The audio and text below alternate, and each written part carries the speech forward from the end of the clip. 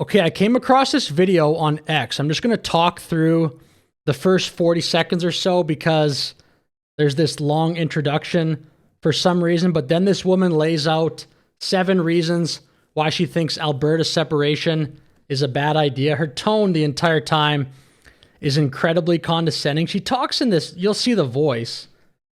She talks like she's talking to children, but I think she thinks it's a clever way to make her points or something. By the way, what's with the crooked baseball hat? I haven't seen that look since I was 15 years old. This is how stoners in high school used to dress. But anyway, we'll get to her points now here. There's 7 reasons. Yeah, again, you'll see. Oh, that's pretty. Come a little bit closer so you can get a front row seat. I'm going to give this little band of potato men trying to make deals with down south 7 legitimate... So potato men, is that a white slur? Is that some white on white crime there? I've never heard of potato men. Significant reasons why secession is a bad idea. Oh, can somebody explain to them what secession means? I don't have time. Like, you'll see it. She's so condescending the entire time. It's quite annoying. Number 1, economic devastation. Capital will leave, corporations will leave, people will leave. This will devastate your tax base and, in all fairness, collapse your housing market. Is that what you were going for? Oh, you think taxes are bad. You're going to try the whole tariff thing as well? Are you going to explain to the people it's still them paying the tax? Nah. Number 2. Okay, so she didn't even make a point. She just said capital will leave, blah, blah, blah. And then she didn't provide any evidence to that claim. We'll move on. I mean, that was a terrible point for number 1. Landlocked vulnerability. This is the funniest one. As a landlocked, newly independent Alberta, you're going to lose guaranteed access to pipelines and tidewaters instantaneously. I mean, are you kidding me? They already have that. They already cannot build the pipelines they want to build because of Ottawa and red tape. Are you kidding me? Oh, were you going to rely on the rest of Canada to pick up the slack and make you guys economically solvent? Interesting. Or were you going to rely on the potato down south to swoop up and save you and rescue you and build you up to a sovereign power that you wish to be? Are you that dense? Number 3, and they don't tell you this in the brochure. I mean, Alberta is the richest province in Canada, GDP per capita, and has been helping the rest of Canada for a long time. Give me a break. Massive transition costs. You're a brand new country, guys. You're going to need a military. You're going to need a currency. You're going to need passports. You're going to need trade relationships. You're going to need everything you have been depending on the rest of Canada for.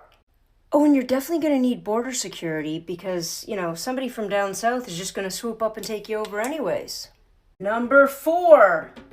She makes that point again later in the video. The Americans could literally do that to Canada any minute if they actually wanted to. I mean, as it stands, Canada couldn't stand up to the Americans anyway, so you got to work with them. That's probably the only one on the board. There will be transition costs and transition things to sort out, so she didn't lay it out there very well, but that is part of it. I don't think that's a reason to vote for or against, though, independence. It's a long-term play.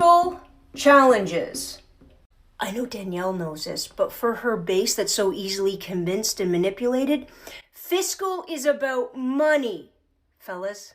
So See, like, this person just hates conservatives. You can tell. The way she's speaking about them, it's very condescending. Newly found independence, you're losing all federal support systems. There goes any money for healthcare, education, social services of any kind. And I realize you're trying to privatize everything already, so nobody has access to anything.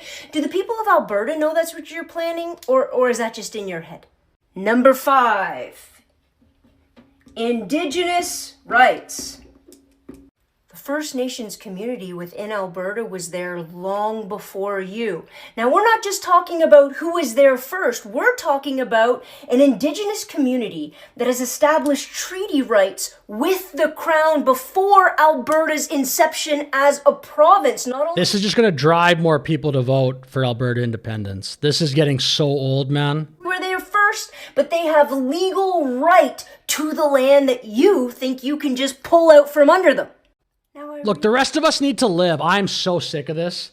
So many Canadians have gotten so brainwashed with this. So people need to spend their entire 80, 90 years of life in Canada pandering to this constantly because of what happened 400 years ago, 600 years ago, 300 years ago, whatever. It's insane.